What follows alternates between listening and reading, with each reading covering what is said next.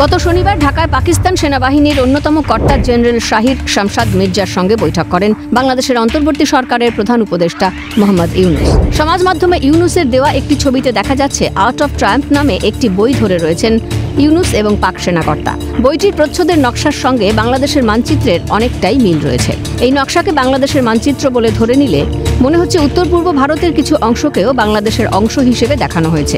ইউনূস সরকারের বক্তব্য, মানচিত্রটি গ্রাফিতি হিসেবে অঙ্কিত হওয়ায় বাংলাদেশের মূল মানচিত্রের পরিমাপের কিছুটা হেরফের হয়েছে বলে কারো কাছে মনে হতে পারে। কিন্তু ভারতের উত্তর পূর্বাঞ্চলের কোনো অংশ গ্রাফিতি মানচিত্রটিতে অন্তর্ভুক্ত হয়েছে বলে দাবি করাটা সম্পূর্ণ অসত্য এবং কল্পনাপ্রসূত।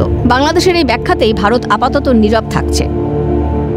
We do understand that a book titled Art of Triumph related to July 2024 developments in Bangladesh, it contains certain graffitis.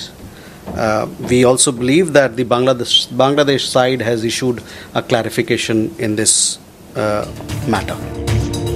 Sheikh হাসিনার সরকারের পতনের পর থেকে ঢাকা এবং নয়াদিল্লির মধ্যে এক কূটনৈতিক চাপানুতর সৃষ্টি হয়েছে। সেই পরিস্থিতিতেই উত্তর পূর্ব ভারত নিয়ে নানা মন্তব্য করেছেন ইউনূস স্বয়ং।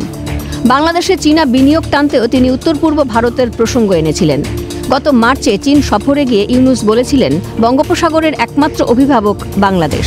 ভারতের পূর্ব দিকের 7 রাজ্য স্থলভাগ দিয়ে ঘেরা, এদের সমুদ্রে পৌঁছানোর কোনো পথ নেই। মানে বাংলাদেশকে ভিত্তি করে বঙ্গোপসাগরে রাজনৈতিক ও অর্থনৈতিক কর্মকাণ্ড সম্প্রসারিত করার সুযোগের কথা চীনকে কৌশলে জানিয়েছিলেন ইউনূস। হাসিনা সরকারের বিদায়ের পর থেকে উত্তর পূর্ব ভারত নিয়ে বারবার হুমকির কথা শোনা গিয়েছে ধর্মান্ধ মৌলবাদী জামাতের কাছ থেকে। ইউনূস ও জামাতের হাতের পুতুল। তিনি কি কৌশলে এবার পাক সেনাকর্তাকে পাশে নিয়ে পাকিস্তানকেও ভারত বিরোধী বার্তা দিতে চেয়েছিলেন?